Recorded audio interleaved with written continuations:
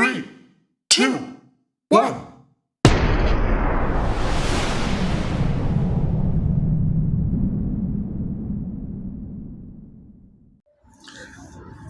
Bismillahirrahmanirrahim. Assalamualaikum warahmatullahi wabarakatuh. Teman-teman yang dirahmati Allah, kembali lagi dengan saya, dengan kami di Paguyuban Nurahat, channel yang insya Allah akan membahas seputar dunia spiritual dan kehidupan sehari-hari untuk bisa mendekatkan diri, memantapkan iman kepada Allah Subhanahu wa Ta'ala. Pada kesempatan kali ini mungkin kita akan membahas bagaimana caranya terlepas dari jerat tindihan saat kita tertidur. Mungkin sebelum kita masuk ke pembahasan seperti biasa, jangan lupa subscribe, like, komen, dan share. Oke, terima kasih. Mulai ke materi. Mungkin sebelum kita masuk ke sana, ke masalah bagaimana caranya terlepas dari jerat tindihan saat tidur, perlu teman-teman semua ketahui. Jadi di dalam medis pun dijelaskan. Jadi untuk fase tidur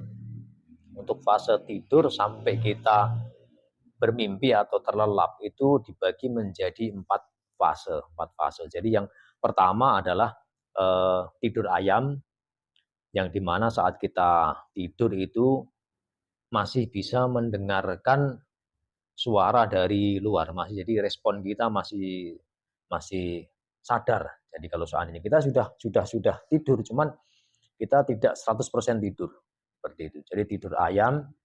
Yang kedua adalah tidur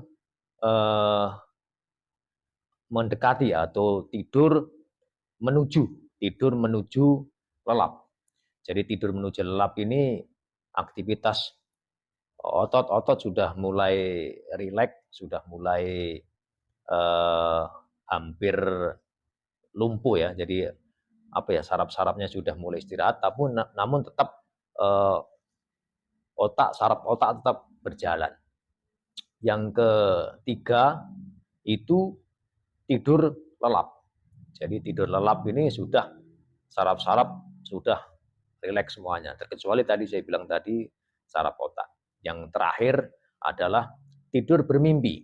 Jadi tidur bermimpi ini fasenya berbeda dengan tidur lelap. Jadi tidur bermimpi itu adalah fase terakhir daripada tahapan tidur tadi.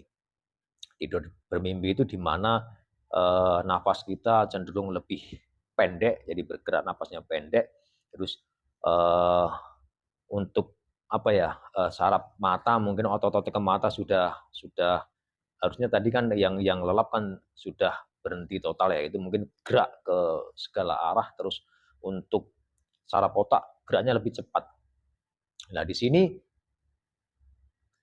biasanya terjadi antara 30 menitan ke atas lah setelah sudah tidur tadi.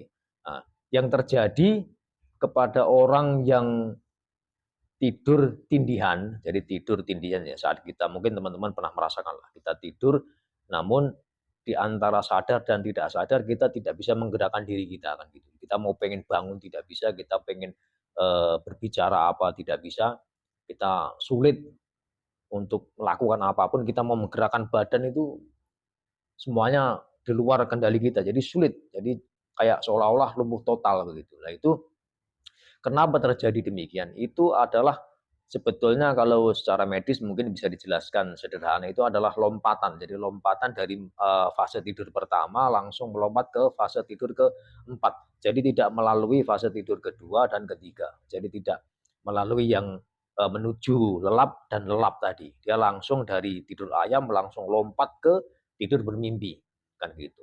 Perlu diingat saat tidur bermimpi ini saraf otak itu bergerak cepat, namun otot dan saraf yang ke badan semua itu lumpuh sementara. Jadi mau kita berusaha sekuat apapun, itu pastilah kita tidak bisa menggerakkan diri kita, kan gitu. Itu mungkin secara medis begitu. Namun untuk secara mungkin spiritual atau mungkin kepercayaan orang-orang yang mengait-ngaitkan dengan makhluk halus, mungkin itu merasa kayak ada yang nindihin, ada yang duduk di dadanya atau bagaimana sehingga dia tidak bisa bergerak kan begitu. Nah, caranya bagaimana? Kan begitu. Caranya bagaimana supaya kita bisa terlepas dari jerat tidur tindihan, atau orang bahasa mungkin bisa membahasakan rep-repan atau apa kan gitu. Itu sebetulnya relatif mudah ya. Jadi saat kita mengalami hal seperti itu, satu yang perlu diingat adalah jangan panik.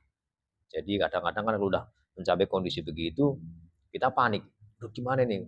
Buru-buru pengen lepas dari eh, kondisi yang seperti itu tadi. Jadi yang pertama adalah jangan panik. Yang keduanya adalah eh, yang sering kami lakukan adalah tahan napas. Jadi tahan napas. Fungsi dari tahan napas tadi adalah mengeluarkan energi badan, atau bisa dibilang meningkatkan suhu badan. Kan gitu. Supaya apa tujuannya? Tujuannya ya untuk supaya respon tadi ke saraf semua itu berjalan normal. Karena saat kita tidur sudah lelap, fase lelap ya, masuk ke fase lelap itu adalah suhu badan kita menurun. Kan gitu. Jadi kita tahan napas, kita konsentrasikan semuanya ada di pikiran kita. Jadi kita masuk ke konsentrasi akal. Karena kalau kita berusaha dengan kekuatan, berusaha dengan tenaga, itu pasti akan sulit. Karena saraf yang menuju ke tangan, ke kaki itu tidak bisa merespon perintah otak. Makanya kita konsentrasi penuh di pikiran, di kening di sini. Kita tahan napas, konsentrasi penuh, terus kita punya tekad bangun. Jadi kita mulai dari badan bagian atas bangun. Jadi jangan menguatkan kekuatan di tangan atau di kaki, tapi dari badan atas, mulai dari dada ke atas kepala, bangun. Insya Allah akan dimudahkan, akan langsung bisa terbangun. Tapi kuncinya tadi, jangan panik. Nah, ini bagi umat Muslim, mungkin bagi umat Muslim bagaimana cara menyikapinya setelah terjadi seperti itu ya. Satu yang dilakukan kalau memang sudah kondisinya kita bisa terbangun, segeralah ambil wudhu. Ya, ambil wudhu, terus mungkin kita bisa istirahat lagi setelah kita merapikan tempat tidur kita yang tadi. Kan gitu. Perlu saya ingatkan kepada teman-teman semuanya, khususnya yang beragama Muslim, beragama Islam tentunya. Jadi saat kita tidur, tidur ini adalah kita latihan mati.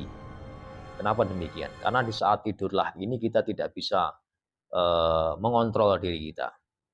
Jadi alangkah baiknya saat kita tidur jangan lupa membaca doa. Jadi jangan lupa membaca doa tidur yang mungkin sudah teman-teman semua ketahui lah, yang seperti diajarkan seperti apa. Kita membaca doa tidur. Dan setelah membaca doa tidur ini, itu jangan sekali-kali mengucapkan atau membahas hal yang lainnya berkaitan dengan setelah baca doa tadi. Kadang-kadang ada juga teman-teman yang setelah baca doa tidur masih megang HP ya kan, masih lihat HP atau melihat apa, terus baru entah tujuannya apa saya juga nggak tahu. Entah dia mau lihat jam, atau dia melihat info terakhir, atau mungkin dia matiin paket data atau apa. Itu kalau bisa dihindari. Jadi kalau mau melakukan itu, mau lihat jam atau melihat info terakhir, mungkin sosial media atau WA atau apa, itu harusnya diupayakan setidaknya 10 atau 5 menit sebelum kita tidur. Kan gitu. Biar apa? Biar respon atau gambaran yang kita dapat dari HP tadi tidak kebawa ke alam mimpi, tidak kebawa ke alam tidur. Jadi saat kita sudah lihat jam, kita pegang HP, kita matikan, kita taruh HP, atau kita matikan paket data, kita taruh HP atau apapun itu aktivitasnya, termasuk mungkin kita mikirin masalah dunia ya, maksudnya mikirin masalah belanja atau ngitung duit atau apa sebagainya, itu usahakan itu jauh dari itu. Jadi kalau memang mau tidur, saya ingatkan kayak tidur saya sampaikan tadi, tidur itu adalah latihan mati. Makanya kita tidak bisa tahu saat kita tidur akan terbangun lagi dan kita tidak tahu. Makanya saat kita sudah membaca doa, doa tidur, ya sudah, kita rebahkan diri, kita tutup mata. Kalau memang kita belum bisa tidur, ya kita bantu dengan zikir.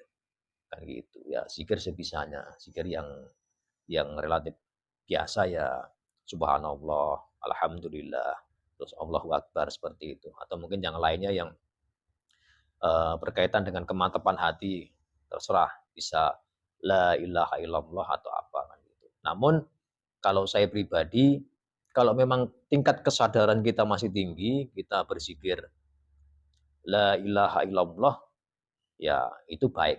Namun kalau tingkat tingkat kesadaran kita sudah mulai tipis, itu kalau saya pribadi menghindari zikir la ilaha illallah. Karena kalau kita zikir la ilaha illallah, nanti kalau kita berhenti di tengah jalan itu artinya lain. Kan di situ artinya la ilaha illallah, tiada Tuhan selain Allah. Kan begitu. Kalau kita berhenti di la ilaha, itu tiada Tuhan. Tiada Tuhan, pasti ada Tuhan kita tidur. Nah, itu resiko. Makanya juga disampaikan kayak ulama-ulama itu kalau saat kita mungkin membimbing orang tua yang sepuh sudah mau meninggal sebagainya. Kalau dia sudah ucapkan la ilaha illallah, kalau takut rentan rawan ya sudah, pokoknya jangan ucapin apalagi dan jangan diajak ngomong. Atau kalau enggak ya lebih simpelnya Allah, Allah, Allah, Allah. Karena ya tidak rentan, tidak rawan terputus di tengah jalan. Kalau la ilaha illallah, kalau kita terputus di tengah kalimat, akhirnya artinya adalah tiada Allah. Ya, kalau tiada Allah ya gimana tiada Allah? Kan begitu. Nah, itu kembali lagi ke pembahasan tadi, sebetulnya sesimpel itu. Jadi saat kita terjerat sama reperpan atau tindian tadi, tidak perlu panik dan tidak perlu mempunyai pikiran yang negatif atau kita mungkin tertindih sama makhluk halus atau apa enggak. Karena kemungkinan itu banyak kemungkinannya. Bisa karena apa yang telah kita lihat sebelum kita tidur. Mungkin kita lihat HP, tontonan yang mungkin misteri-misteri atau apa, atau tontonan berat lah intinya yang membuat adrenalin kita berjalan lebih cepat, nah, atau mungkin kita lagi kondisi stres. Jadi kita memikirkan hal-hal yang tidak-tidak dan lain sebagainya. Itu bisa kebawa ke alam bawah sadar kita atau ke alam mimpi kita. Begitu. Jadi jangan terus diartikan kita pasti ditindihin makhluk halus kan gitu. Tapi kemungkinan seperti itu juga bisa.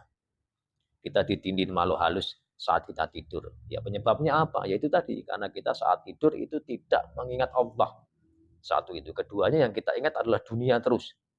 Entah itu menghitung masalah belanja atau mungkin yang usaha masalah penghasilan dihitung dan lain sebagainya. Ya sudah, kalau itu sudah kita hitung selang 5 atau 10 menit setelahnya, ya sudah kita lupakan. Maksudnya kenapa kita lupakan? Karena saat kita tidur harusnya kita hanya mengingat Allah. Gitu. Ya sudah kita taruh, besok kalau kita bangun diberi bangun oleh Allah, baru kita mulai lagi. Seperti itu. Jadi biar kita bisa memilah dan memilih. Kalau saatnya kita aktivitas, ya aktivitas, saatnya ibadah, ibadah, saatnya kita tidur, ya sudah tidur. Karena tidur seperti saya sampaikan tadi adalah kita belajar mati. Karena saat kita tidur, nyawa kita ada di genggaman Allah. Mungkin itu saja, tidak perlu panjang lebar. Intinya kuncinya tadi, jangan panik. Terus kita harus eh, kalau cara melepaskan tadi ya, jangan panik. Satu kuncinya jangan panik. Keduanya kita tahan napas, kita konsentrasi penuh di kening, di kepala, baru kita niat bangun. Gitu. Jadi kita mulai dari badan atas bangun. Gitu. Insya Allah mudah kita akan terbangun. Nah, yang kedua kuncinya adalah tadi saat kita tidur, jangan sekali-kali saat kita sudah membaca doa atau mungkin sudah aktivitasnya udah rebahan, sudah mau tidur, masih kita asik dengan HP atau mungkin asik dengan yang lainnya selain dengan kegiatan tidur. Maksudnya kalau kita sudah mau tidur ya sudah, kita lupakan sementara itu urusan dunia, masalah menghitung uang lah, masalah apa, permasalahan kita lah, masalah apalah, kita lupakan sejenak. Kita mengingat kepada Allah untuk berzikir dan lain sebagainya, kan begitu. Nah, mungkin kalau bagi yang umat muslim, alangkah baiknya, sebelum kita berdoa untuk tidur, ya mungkin kita wudhu terlebih dahulu. Jadi kita wudhu dulu, mensucikan diri, setelah itu kita mulai, ke tempat tidur, rebahan, baca doa, terus berzikir tadi. Karena memang ya itu tadi seperti saya sampaikan, kita tidak tahu saat kita tidur itu apakah kita akan dibangunkan kembali oleh Allah atau tidak, kita tidak tahu. Intinya kita saya sendiri mengajak, bukan mengajarkan, maaf, saya sendiri mengajak kepada teman-teman semuanya, dimanapun tempat kita berada, kita selalu mengingat Allah, mengingat kebesarannya Allah, mengingat bahwasanya semuanya ini adalah rahmatnya Allah, entah baik entah buruk. Karena bagi saya tidak ada keburukan, yang ada hanyalah kita diingatkan oleh Allah supaya kita lebih mendekat kepada Allah dan mendekat lagi kepada Allah. Itu saja. Mungkin terima kasih. Yang terakhir saya ingatkan, kebenaran yang hakiki itu hanya milik Allah Subhanahu wa taala. Maka kalau ada ucap kata yang saya yang salah, saya mohon maaf yang sebesar-besarnya. Akhir kata, wassalamualaikum warahmatullahi wabarakatuh.